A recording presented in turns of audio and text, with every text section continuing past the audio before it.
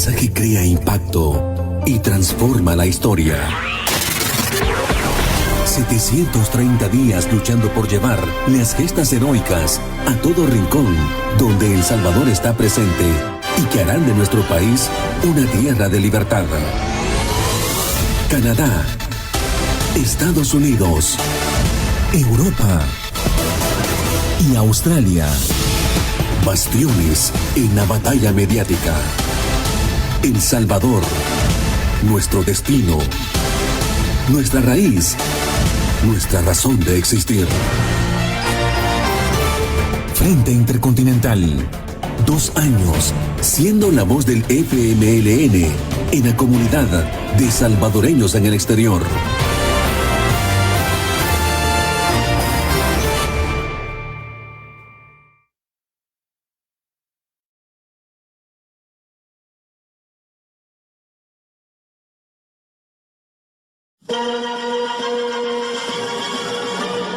Este es el Frente Intercontinental del FMLN y canal oficial de la militancia en el exterior, rompiendo el cerco mediático y puente de solidaridad internacional con el pueblo salvadoreño. Enviamos un fraternal saludo a toda la militancia del FMLN en el exterior, así como al interior de nuestro querido país, a todos los colectivos del Frente Intercontinental del FMLN en El Salvador, Canadá, los Estados Unidos, Europa y Australia. También un fraternal saludo a todas y todos los salvadoreños en el exterior y a todas y todos los que nos siguen y comparten nuestras transmisiones en cualquier parte del mundo. Comenzamos.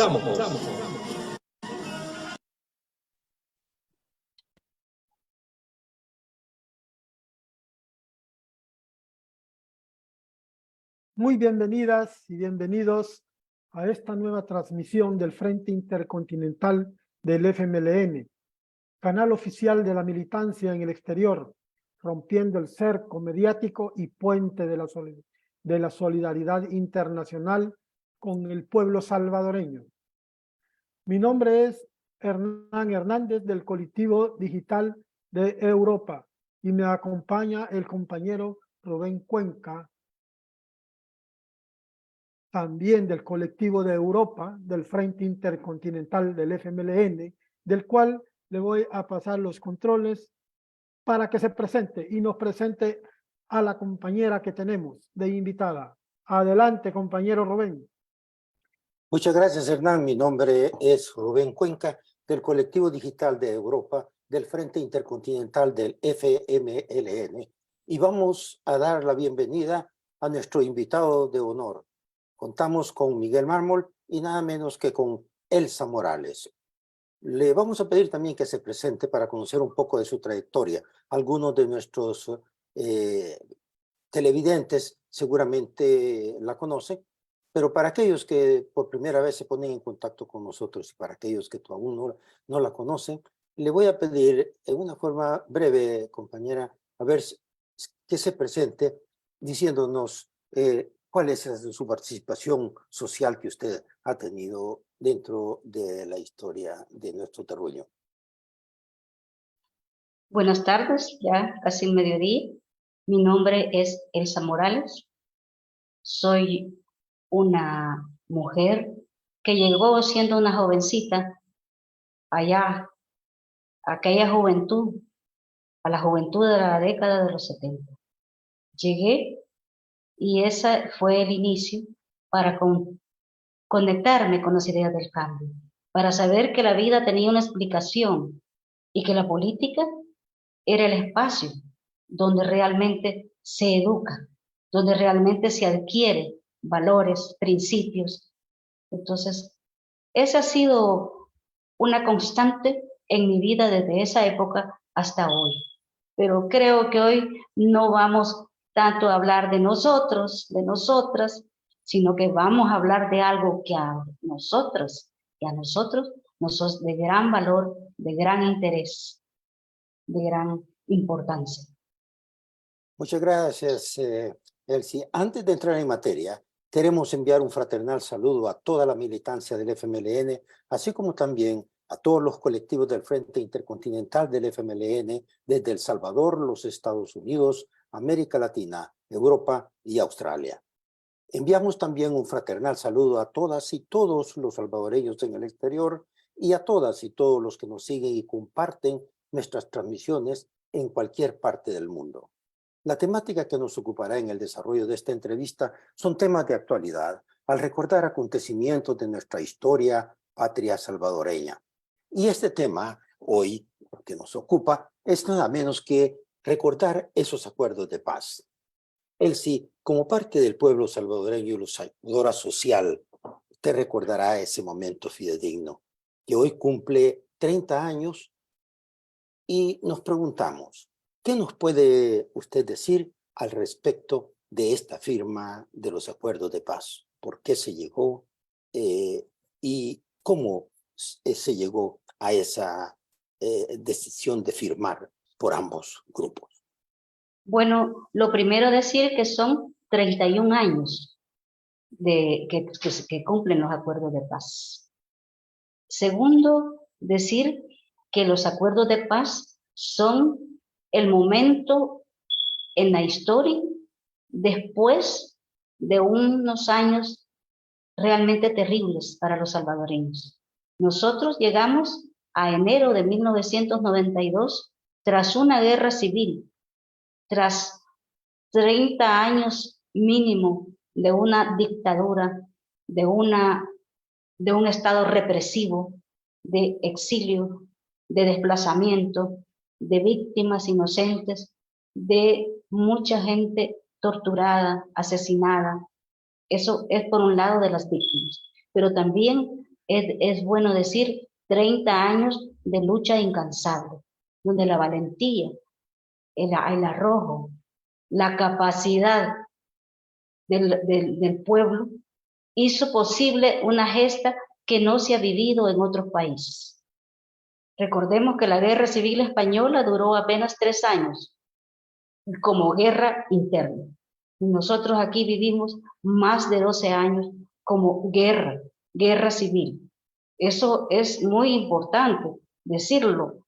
El 16 de enero no es pues la fecha que debemos recordar como parte de los acuerdos, pero no es la fecha, es un momento culminante. Recuerdo que San Salvador, especialmente San Salvador, tuvo 2 concentraciones. Una en el Palacio Nacional, había una tarima frente al Palacio Nacional donde celebraba todo el movimiento de izquierda, todos los luchadores, los veteranos, todos los que de una manera u otra habíamos aportado o simplemente éramos de la sociedad civil que nos realmente sentíamos un gran regocijo que hubiésemos llegado a ese momento. Y en la otra parte, que es el Parque Libertad, se hizo otra concentración que fue hecha por el Partido Arena y el gobierno de entonces, de Alfredo Cristiani, que hicieron su celebración, pero a pocas cuadras de distancia. Ese es el 16 de enero. Mientras en Chapultepec se firmaba el acuerdo, en San Salvador se llevaban a cabo esas celebraciones. Y era muy emotivo, porque en la plaza cívica, como se le conoce, estaba todo mundo encontrándose, reencontrándose. Los que habían estado en las montañas, los que estaban en la ciudad, los que creían que ya estaban muertos, los que regresaban.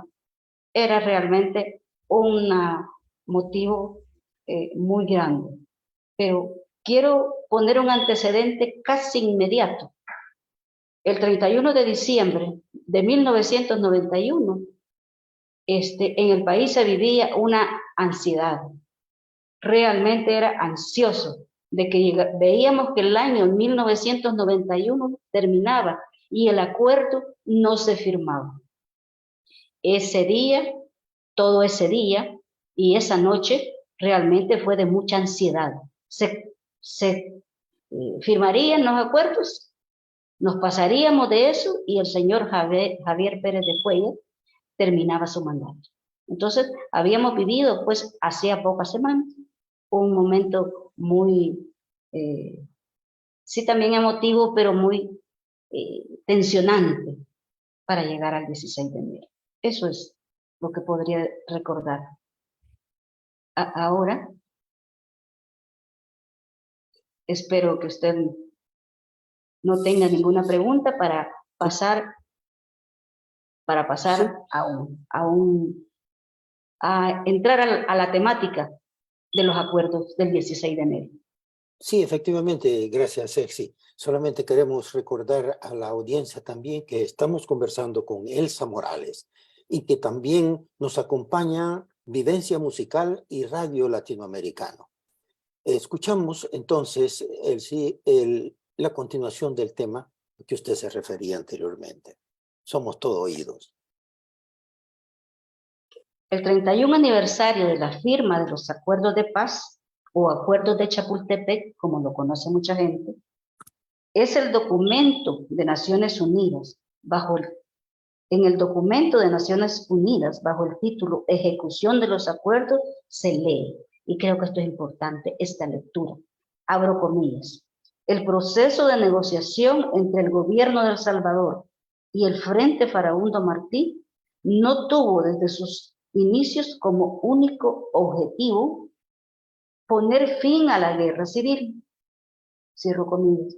Y vuelvo a abrir otras comillas y dice, el 4 de abril de 1990, en Ginebra, las partes, con la participación del secretario general de Naciones Unidas, acordaron una agenda con los 4 objetivos generales de la negociación.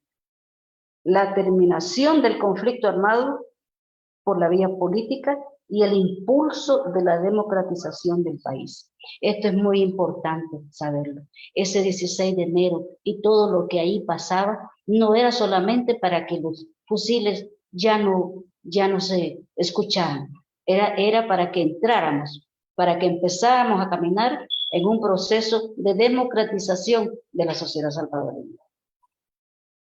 Quisiera agregar a eso que esto también tenía un antecedente, y fue que en octubre del 98, el secretario de Naciones Unidas había informado a la Asamblea General y al Consejo de Seguridad. Es decir, esta intervención de Naciones Unidas no fue una intervención antojadiza. Siguió todos los protocolos que debe servir para que una instancia multilateral como es Naciones Unidas pudiera intervenir.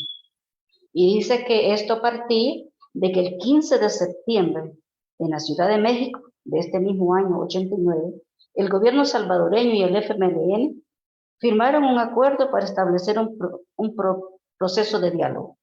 En diciembre de ese mismo año, ambas partes pidieron al secretario general, señor Javier Pérez de Cuellar, que les asistiera en la búsqueda de la paz.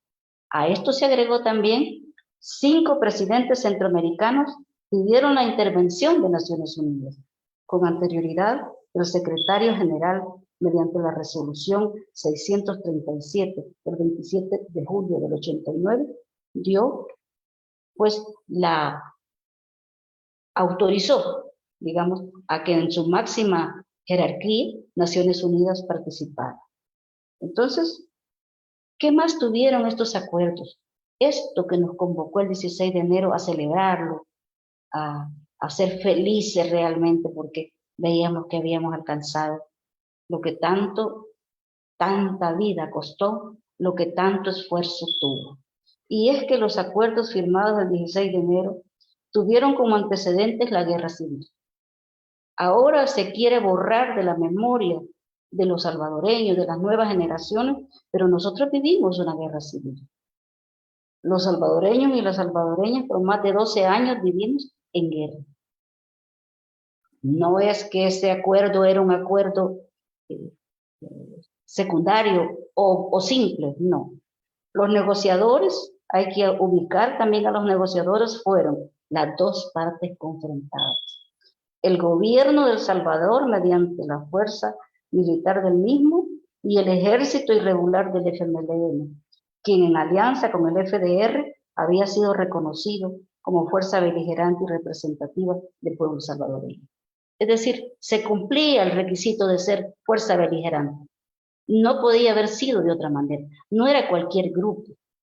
En este contexto nacional e internacional que se desarrolla durante 22 meses el proceso de negociación. Hay que compartir con los salvadoreños, con el pueblo salvadoreño en general, que el proceso de negociación duró 22 meses, que no fue que una semana se sentaron y se pusieron de acuerdo. El contenido, la temática de negociación no fue solamente poner un alto al fuego, fue negociar. Fue no solamente conversar, dialogar, no, fue negociar temáticas específicas. Fue llegar a acuerdos sobre cambios estructurales para iniciar el camino hacia la democratización del país. Creación de una nueva institucionalidad que fuese el soporte de esa democratización. Con todo esto podemos asegurar que el 16 de enero fue una fecha trascendental para la sociedad salvadoreña por el contenido de los acuerdos. Es importante insistir sobre que debemos recordar el 16 de enero. Debemos recordar las imágenes que nos recuerdan nuestras emociones, pero debemos recordar que el contenido de los acuerdos realmente es de una categoría mayúscula.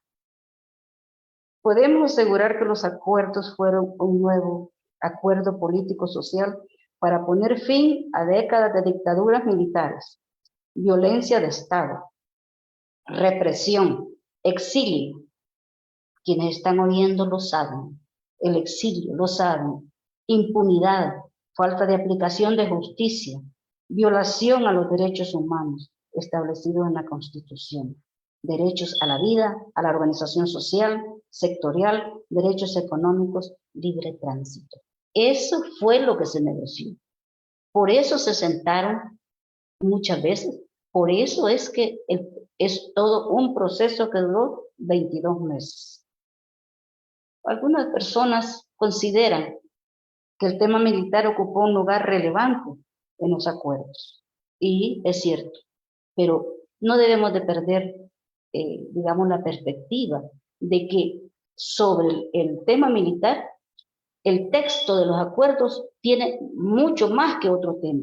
Pero eso no quiere decir que porque los demás no tienen igual importancia y relevancia hacia un futuro. Simplemente era porque lo que se debía dejar planteado en los acuerdos y que tenía que ver con la Fuerza Armada tenía que quedar escrito. Tenía que tener una base jurídica, una base legal y una base político-diplomática. Por eso es que así parece. No es cualquier cosa. Desaparecimiento de los llamados cuerpos de seguridad. No era una decisión fácil. A esto le llamaron el nudo gordiano. No era fácil tampoco plantearse la desaparición de la Policía Nacional y pasar a la creación de la Policía Nacional Civil como responsable de la seguridad pública. Nunca tuvimos cuerpos de seguridad pública. Tuvimos cuerpos represivos a las expresiones públicas. Bueno, pero esto no era solamente la formación de cuántos elementos lo iban a integrar, no, tenía también que ver con una nueva doctrina y todo esto acompañado de la creación de la Academia Nacional de Seguridad Pública. Era pues un proceso integral, no sé si tiene alguna pregunta, alguna reflexión al respecto.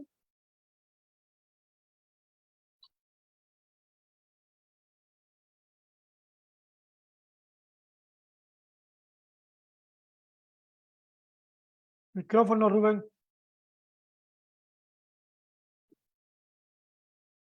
Sí queríamos solamente agregar, así que es una transmisión del Frente Intercontinental del FMLN, canal oficial de la militancia en el exterior, rompiendo el cerco mediático y puente de la solidaridad internacional con el pueblo salvadoreño. Enviamos también un saludo a los que se han conectado a este canal y les agradecemos mucho por seguir las plataformas del Frente Intercontinental del FMLN y los invitamos a que marquen el símbolo me gusta, comentar y compartir. En la análisis que nos hace y la presentación que nos hace, vemos también de que esto ha sido un motivo, o mejor dicho, el sistema judicial y la administración de justicia fueron corrompidos por la dictadura militar que impuso una impunidad dentro de las Fuerzas Armadas. No solamente las Fuerzas Armadas, sino también los allegados, los elementos más ricos de la sociedad y de todo hecho delictivo que entonces se originaba a nivel estatal. Pero usted nos relata justamente de que no fue el encuentro de dos grupos, sino que fueron fuerzas beligerantes, que dentro de la literatura histórica se relata que el 70% fue alrededor de la Fuerza Armada y un 10% sobre lo de la Policía Nacional. Pero continuando con su exposición, ¿qué nos podría usted agregar en torno a estas reflexiones o las que usted también tiene a presentarnos hoy día? Muy bien. Lo importante, digamos, de esta entrevista, gracias al esfuerzo de todos los que están involucrados en esto, aquí podemos ver que fueron 9 reuniones de negociación. Y este es el documento de Naciones Unidas que tiene registrado todo. Es decir, aquí no estamos contando una anécdota. Aquí estamos realmente presentándole a los salvadoreños, a la militancia, que hay documentos escritos, que esta es una parte de la historia que hoy sí la podemos conocer, a diferencia de la masacre del año 32. Hoy sí podemos. Y entonces aquí le muestro que este es un documento oficial, nadie puede decir que nosotros nos estamos inventando nada. Y entonces cada una de estas es un acto. Está los acuerdos de Ginebra, dan el inicio. Pero después sigue, después de Ginebra, sigue el Acuerdo de Caracas, en 1990. El Acuerdo de San José sobre Derechos Humanos. Está también el Acuerdo de México, el 27 de abril del 91. Recordemos que se inició en Ginebra en 1990 y hoy estamos en abril de 1991. Es decir, no fue sentarse en una mesa y salir fácilmente de ella. Y así llegamos hasta que tenemos 9 para llegar al Acta de Nueva York del 31 de diciembre, que es el que resume y condensa todos los acuerdos.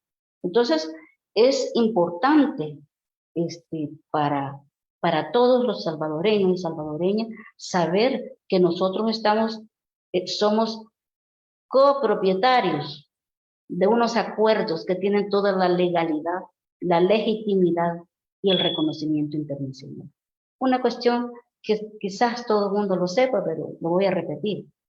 Si el gobierno de Francia y el gobierno de México no hubiesen declarado fuerza beligerante al FMLN, FDR, nunca se hubiera podido tener ese acompañamiento de Naciones Unidas. No se hubiera podido, porque ahí hay protocolos, ahí hay reglas, cómo funciona todo esto. Esto es muy importante para decirlo, porque aquí a veces algunas voces irresponsables dicen que no tuvimos guerra, dice que no tiene sentido conmemorar un hecho tan relevante en nuestra historia. Nuestra historia nos pertenece, no es propiedad, no es privativa de nadie. Pero lo que es privativo es que yo puedo contar mi historia, mi anécdota personal. Pero cuando lo que yo estoy afirmando está respaldado en centros de documentación, tanto en El Salvador como en el exterior, no estamos hablando de cualquier cosa. Otra reflexión.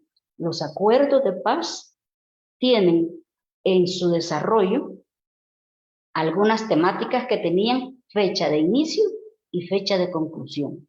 Y eso es ejecución de los acuerdos. Es otra herramienta que dice que el día de, es el 1 de febrero de 1992, el día de, más 30 días después, se haría esto, más 60 días después se haría esto. Así lo tiene.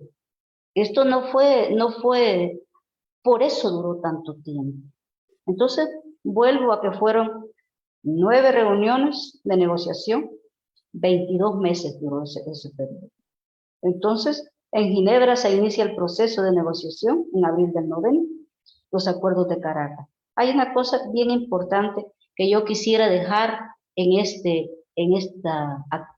encuentro que tenemos, y es el acuerdo de San José, el 26 de julio del 90. Fíjese usted, Ginebra es en abril del 90, y el acuerdo de San José es 26 de julio del 90, es decir, en un periodo muy cercano. ¿De qué se trataba esto? De que debía de garantizarse el irrestricto respeto a los derechos humanos. De eso se trataba. Que si no había respeto a los derechos humanos, no se podía hablar de negociación, mucho menos de reconciliación. Entonces, hay algo que también la mayoría de personas creo que debe tomar en cuenta, es la fecha. El 26 de julio de 1991, ONUSAL se encontraba desplegada en todo el territorio nacional para verificar el respeto de los derechos humanos. ¿Cómo pudo ONUSAL estar en territorio nacional? ¿Cómo era posible eso? Fue posible por el acuerdo de San José. Entonces, vemos que algunos acuerdos se materializaron en cosas muy, muy concretas. Usted me hablaba también para la cuestión de la administración de justicia o el sistema de justicia. Ese fue otro de los temas realmente relevantes, importantes. Y eso era conociendo cómo funcionaba en El Salvador la aplicación de justicia. Fue así que ahí en los acuerdos está establecido todos los cambios que deberían de hacerse, sobre todo para garantizar que la Corte Suprema de Justicia tuviese ya desde la Constitución, tuviese establecido el porcentaje que debía recibir del presupuesto. Es el 6%. Pero además, la forma que debería de elegir a la Corte Suprema de Justicia, la forma en que debía de elegirse jueces. Y para eso también se creaba la escuela de capacitación judicial. Es decir, se pensaba también que superar aquel tiempo de impunidad requería pues de una formación de jueces, de una formación de funcionarios en esto de la aplicación de justicia. Entonces, esto está conectado. Derechos humanos, administración de justicia, sanear la administración de justicia. Y cómo ONUSAL se hizo presente en el país como una fuerza multinacional en nuestro territorio. Eso me parece a mí que es muy importante. El 16 de enero se firma para la historia como se encuentra en la historia como el día que se firma la reforma política más importante del siglo XX. En nuestro país, muchos acuerdos han sido cumplidos, otros cumplidos a medias, otros aún no se les ha dado cumplimiento y lo más, parece que no hay respeto a estos acuerdos. Bueno, yo pienso una cosa, los acuerdos surgieron de la lucha de un pueblo.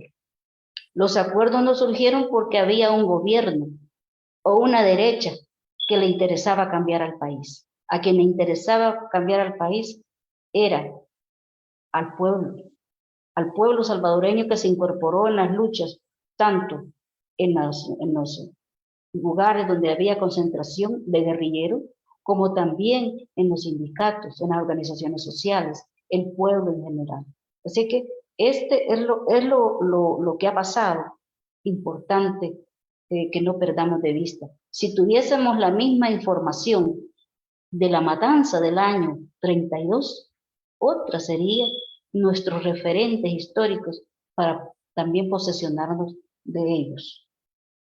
Bueno, en cuanto a que si se dieron cumplimiento a todos, realmente hay que decir algo. Lo que se inició fue un camino, lo que se inició fue un proceso. La responsabilidad recaía en todos nosotros. Nadie dijo que la derecha iba a regalar concesiones. Eso, de haber sentado a lo que ellos consideraron unos hipotes medio alborotados y que después se convirtieron en referente, en fuerza beligerante, en fuerza militar irregular, pero eso duró, eso costó el heroísmo, la vida, el exilio, el sufrimiento.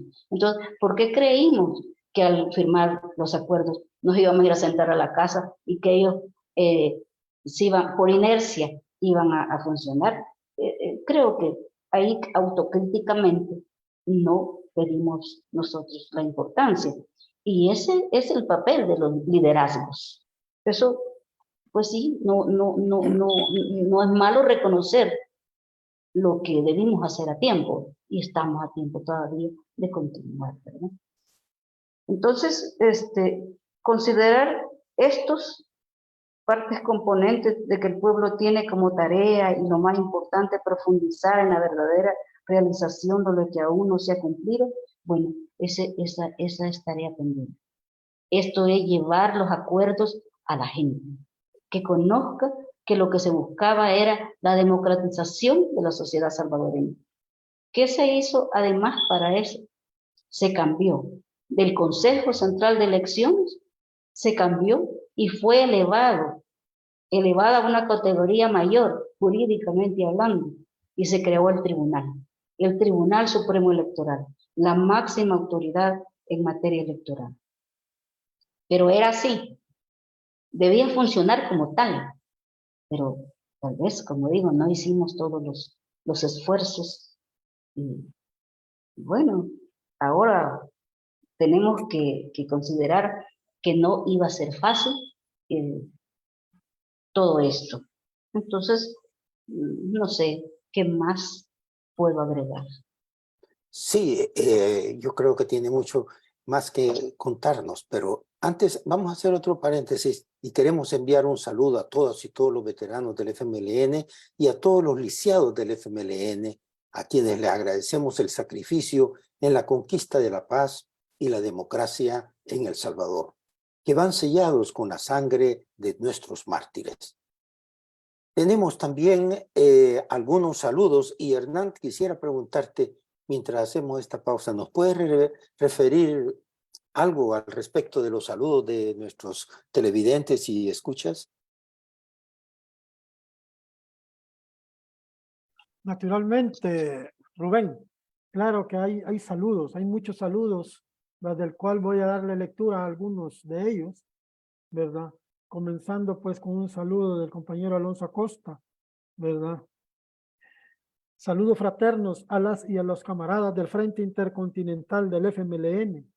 Felicitarlos por tener a la camarada Elsa Morales como invitada especial en este 31 aniversario de la firma de los acuerdos de paz en El Salvador, punto de partido de la democracia en El Salvador y conquista heroica del pueblo glorioso del FMLN.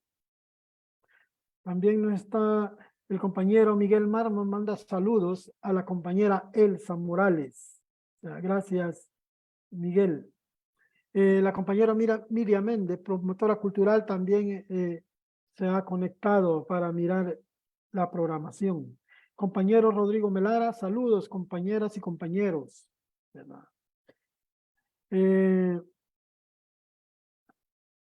El compañero Miguel Malmo dice que vio por ahí a la compañera Yancy, el cual le manda saludos. ¿Verdad? Y el compañero Alonso Acosta, saludos fraternos a la compañera Gloria Matías. Me alegra mucho saber que sintoniza las transmisiones del Frente Intercontinental del FMLN, canal oficial de la militancia en el exterior, rompiendo el cerco mediático. y puente de la solidaridad internacional con nuestro pueblo. Compañero Hugo García, con la firma de los acuerdos de paz se puso fin a la dictadura militar. Eran militares los que ocupaban los ministerios y secretarías del gobierno. Por ejemplo, Antel, ISTA, ANDA, el Ministerio de Obras Públicas, la Policía Nacional, la Policía de Hacienda, etcétera. Y la compañera Elena Pérez nos escribe: Diosito la bendiga, hermana, por excelente comentario. Esto es muy importante para todo aquel que no lo vivió. Fue muy cierto.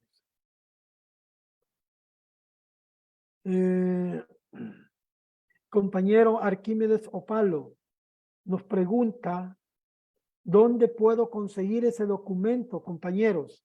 Está hablando del documento que la compañera Elsa mostró, ¿verdad? Donde está ahí escrito, pues, todo el acontecer de la firma de los acuerdos. Nos preguntan que dónde pueden conseguir este documento.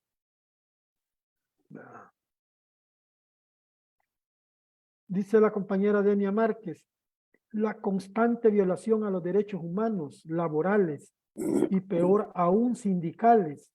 Como representantes de los trabajadores, estamos en un retroceso inminente a una dictadura, en donde se está utilizando todos los poderes del Estado para reprimir y callar al ser humano como base de una sociedad. Nos escribe el compañero Alonso Acosta: el pueblo que no conoce su historia está condenado a repetir sus errores. Miserable es aquel que, siendo oprimido, lame las botas del opresor.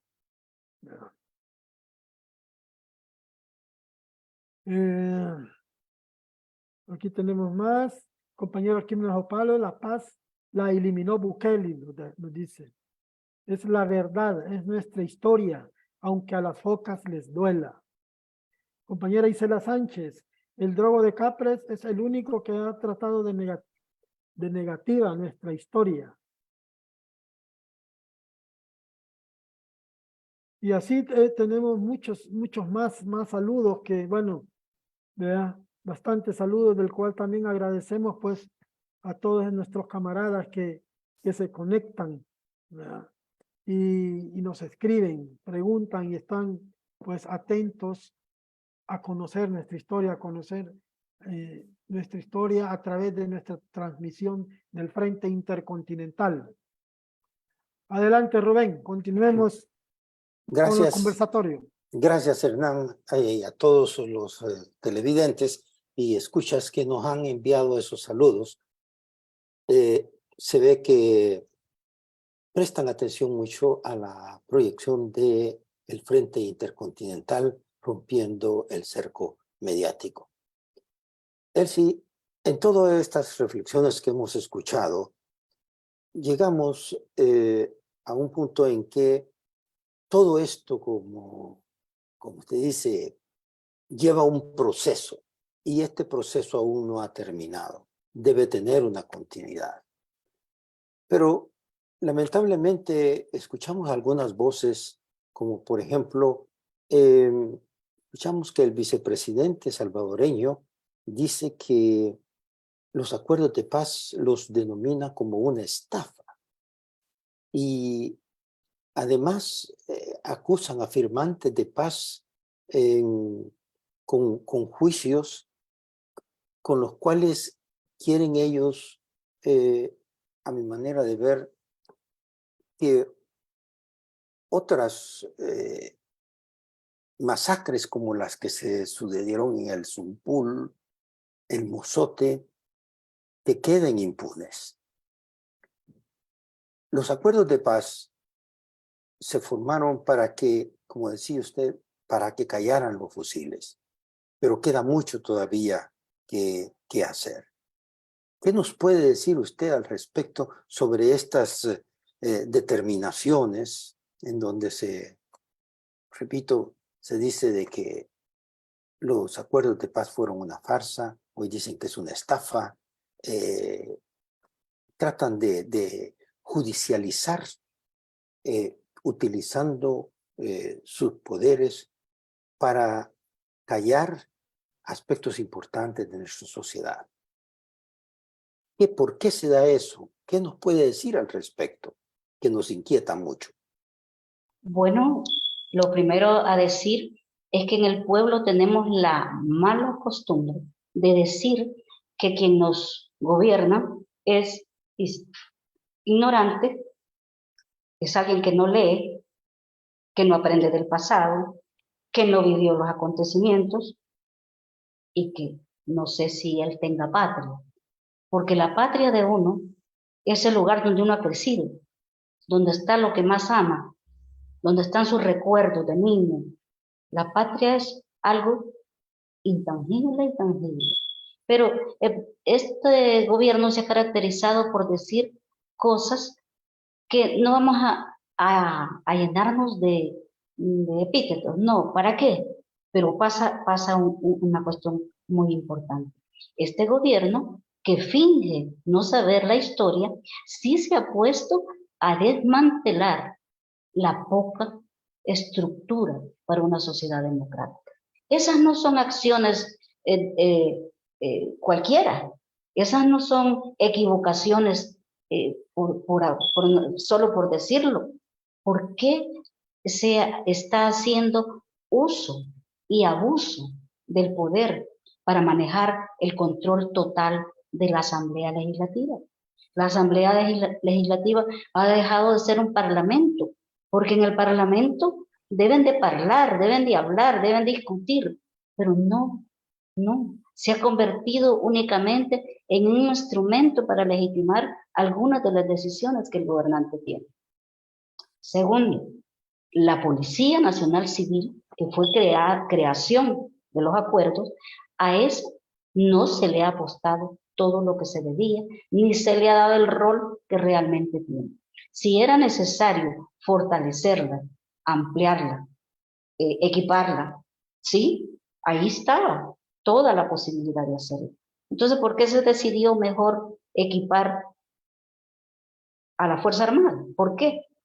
Este gobierno dice también que él no repite las cosas del pasado, pues está repitiendo lo del pasado, porque las dictaduras militares se apoyaron en la Fuerza Armada precisamente para imponer su voluntad. Entonces, en eso estamos mal. Segundo, si la administración de justicia tenía tal desprestigio y estaba tan desactualizada del derecho que hoy rige a las sociedades, ¿por qué no se hicieron las cosas que ahí estaban dichas? ¿Por qué se ha desmantelado? Segundo, todos los programas, en el tema económico de los acuerdos, hay varias acciones que se deben de tomar. Una era hacer el foro de concertación económico-social y otra era que se debían tomar medidas para, así lo dice, para mediatizar o para suavizar los efectos del ajuste estructural, es decir, la pobreza extrema. Se debían de hacer y hemos visto que las instituciones dedicadas precisamente a la cuestión social son las que más están siendo desmontadas, ¿verdad? Entonces, ¿cómo vamos a creer de que esto es casual? Esto no es casual, esto es intencional. Entonces, ¿qué es lo que ha pasado? Que el pueblo, y vaya un saludo para las comunidades. Mire la comunidad Santa Marta, mire las comunidades en Chalatenango, las comunidades que vivieron el periodo, que conocieron la guerra, que conocieron el exilio, son las voces que hoy se alzan. Son quienes ponen realmente las cosas en su justa dimensión. Se decía que la Fuerza Armada, la Policía Nacional deberían de tener una nueva formación, una nueva doctrina, pero que si hayan llevado a dos jóvenes porque estaban interpretando una obra, eso es una cosa que si no fuera cruel, podríamos decir que es ridícula, pero no vamos a decir que es ridícula. Pero ¿cómo va a creer que no entiende que una sociedad aprende de su historia y la aprende de las diferentes maneras? a través de las artes, a través de incluir en los pensum de los centros de educación la historia, tal como fue. Aquí no se trata de hacer una historia a mi medida, no. Y por eso es que es importante que tenemos documentos donde no hay una historia de un historiador, de un novelista, no, son cosas que sucedieron. Esto es legítimo. Yo no tengo la capacidad de conocimiento en derecho, tanto nacional como internacional, pero yo creo que un documento que lo firma un gobierno y que lo avala una institución multinacional surgida de la Segunda Guerra Mundial. Entonces, ¿cómo es que es un documento de segunda importancia? Tiene que ser documento de primera importancia. Después de los acuerdos de paz, sucedieron aquí cosas que, bueno, yo creo que el tiempo no nos va a dar para ello, pero nos queda pendiente en cuanto a la pregunta de la persona que hizo de los documentos. Resulta que estos documentos fueron editados cuando se firmaron los acuerdos y durante el periodo de ejecución, porque había también hay un documento también como de calendario, ¿verdad? Entonces, yo en mi caso, yo fui parte de COPAS y fue así como yo tuve acceso a estos documentos y como los he conservado, los he leído, los he reflexionado frente a la realidad. Tenemos un retroceso. La Fuerza Armada, en vez de reducirse, se ha incrementado. Tenemos un retroceso en cuanto a que tenemos Procuraduría para los Derechos Humanos, pero esta no procura el ejercicio de derechos. Y el pueblo, la población, casi siempre cree que los derechos humanos son unos derechos de los que todos conocemos. No, si el portador del derecho, el que tiene los derechos, es cada persona, cada mujer, hombre o niño. Entonces, el que procura el derecho nuestro, lo hace porque está obligado, porque está en un cargo que le obliga a que nosotros tengamos respetados nuestros derechos. Entonces, y estamos recurriendo a la violencia, estamos fomentando odio, estamos tergiversando la historia. Qué cosa tan tremenda nos está pasando. Gracias, Elsie. Tenemos aquí la participación de Miriam Méndez, que nos interrogaba qué es lo que usted piensa acerca del comentario que Miriam hacía sobre las reformas a la Constitución en el tema de eliminación de los causales del derecho al aborto legal.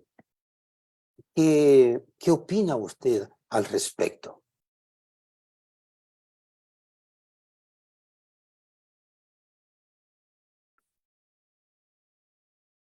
Yo considero que una sociedad, si no la entendemos como toda una comunidad, ¿verdad?, amplia de intereses que toma, digamos, nuevas visiones sobre sus vidas personales o colectivas. Bueno, pero si un gobierno no toma decisiones ni teniendo frente a sí el futuro, ni teniendo frente a sí los cambios, ni teniendo frente a sí la diversidad que es la sociedad salvadoreña. La sociedad salvadoreña es diversa, no solamente en cuestiones económicas, no solamente en aspectos materiales, también es diferente en su manera de vivir, en los derechos que quiere asumir. Entonces yo creo que se han negado, digamos, de una manera un poco torpe, ¿verdad?, a lo que un grupo, a lo que un sector está proponiendo. Llevémoslo a la discusión, al debate. Veamos si esta sociedad está lista para ejercer con plena responsabilidad esos derechos que está exigiendo. Pues hagámoslo, ¿verdad? Pero es difícil con una administración de justicia tan plegada, tan no sé la palabra más correcta para hallarla, pero realmente es da vergüenza, ¿eh? Tener este tipo. ¿Cómo pueden tener a toda esa gente que tienen presa? ¿Cómo puede? Si no, no se puede judicializar, no lo pueden cambiar. Y sobre esto que pregunta muy concretamente, porque no es para evadir la pregunta, hay casos de lo que ha pasado con mujeres por la cuestión del aborto. Los años de cárcel que le han dado a una mujer por un aborto, no se lo han dado a los responsables intelectuales de las masacres del Zumpur, del Mozote, del Calabozo, del 28 de febrero, de Catedral. Entonces, ¿cómo? Esto tiene que ver con la administración de justicia. Esto tiene que ver con que necesitamos un estadista, alguien que conozca la sociedad que conduce, que dice conducir, la sociedad que dirige. Y vuelvo a la palabra patria, la patria. ¿Cuál fue la patria nuestra de niños? ¿Cuál es la patria que recordamos? No recordamos una patria que nos protegía. Y de adultos tampoco. Para nosotros la vida ha sido dura, difícil en muchos aspectos. En cambio ahora hay unas contradicciones increíblemente, me quedo con el calificativo, de que dice los programas sociales, dice crecer, nacer con cariño y crecer en esta forma que está en la juventud, que no puede salir a la calle. Está estigmatizado. Entonces, ¿cómo es de contradictorio? O sea, cuidémoslos cuando nacen, que sean felices cuando nacen. Ay, después, ay, que Dios los socorra, porque aquí no hay Estado de Derecho que les garantice nada. Eso podría decir. Muchas gracias, Elsie. Ya el tiempo corre y esperamos también de que la audición continúe escuchándonos y continúe dándonos sus opiniones. Para terminar, Elsie,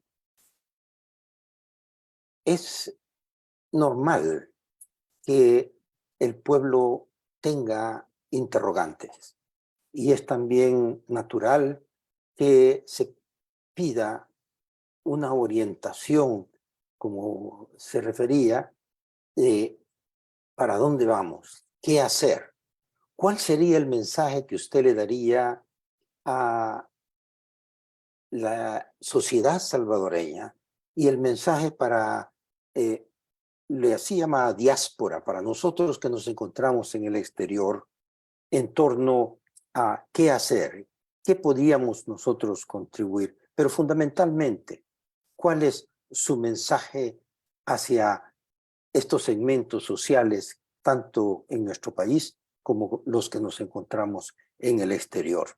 Y lógico, sus palabras para ver la posibilidad de que en un futuro podamos tenerla de nuevo con nosotros. ¿Qué nos dice? Yo digo en mi saludo de despedida, le digo concretamente a la conducción del FMLN, ¿verdad?, que es importante llevar el contenido de los acuerdos a las bases, que es importante que se conozca esencialmente ese contenido. No importa si por ello se critica, no importa. Vale menos una crítica que el conocimiento. Segundo, no tenemos por qué inventar nuevos referentes para la democratización. Si no hemos agotado esto, volvamos a ellos. Tercero, al estar fuera o estar dentro, el hecho de contribuir, de participar, de reforzar, de apoyar, es por nuestros mártires y por nuestros héroes. Todos tenemos una herida. Todos tenemos nuestros gente que dio su vida. Lo tenemos obligaciones con esa memoria. Y para los jóvenes, hoy ustedes tienen mayor posibilidad de leer, de buscar. Entonces, aprovechen la oportunidad, hagan patria. Dejen de creer en toda esta estrategia de publicidad, de mentira y de consumo. No es así como se hace. ¿Cómo va a creer? Un último cosito. La Universidad de El Salvador la van a cerrar un año porque aquí van a haber Juegos Olímpicos. ¿Usted cree que un país que le apuesta al desarrollo humano va a cerrar la universidad? Eso es una torpeza, sin mucho buscarle explicación. Entonces, mi saludo es a la militancia que conozca los acuerdos, que los utilice, y a la dirección que los saque de la gaveta donde deben haber algunos y los ponga en función de todos. Y a la población en general, simplemente, sin invitarle a hacer militancia, le digo, reflexione, piense, tenga memoria. Un tío, un primo, un hermano, una familia, usted sabe quiénes fueron víctimas de aquellos regímenes. ¿Queremos volver a ese pasado? No podemos. Gracias. Miles de gracias, Elsie Morales. Esperamos que en el futuro también podamos contar nuevamente con usted, porque ha enriquecido mucho a la audiencia y para nosotros también ha sido muy agradable y un honor haberla tenido con nosotros.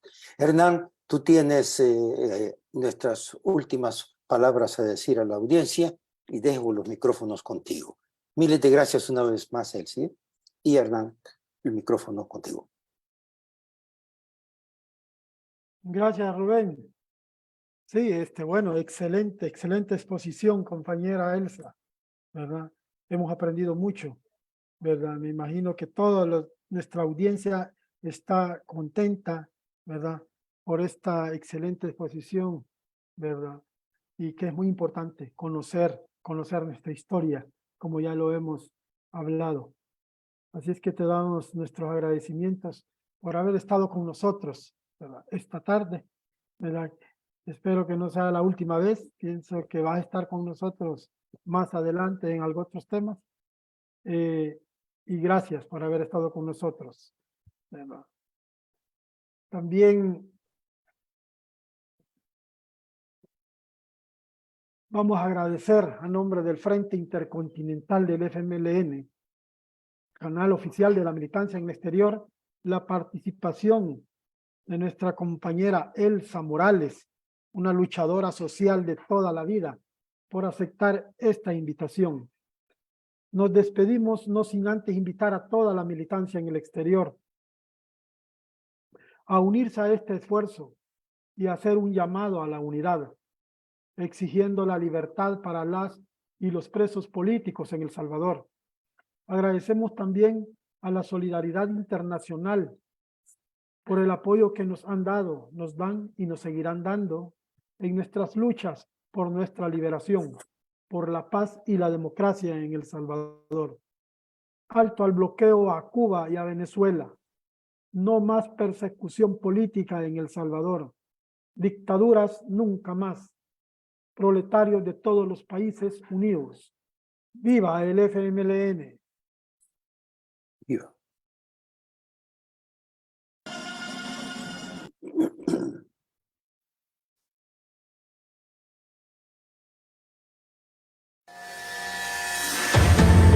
Porque el mensaje crea impacto y transforma la historia. 730 días luchando por llevar las gestas heroicas a todo rincón donde El Salvador está presente y que harán de nuestro país una tierra de libertad. Canadá, Estados Unidos, Europa y Australia. Bastiones en la batalla mediática. El Salvador, nuestro destino, nuestra raíz, nuestra razón de existir. Frente Intercontinental. 2 años siendo la voz del FMLN en la comunidad de salvadoreños en el exterior.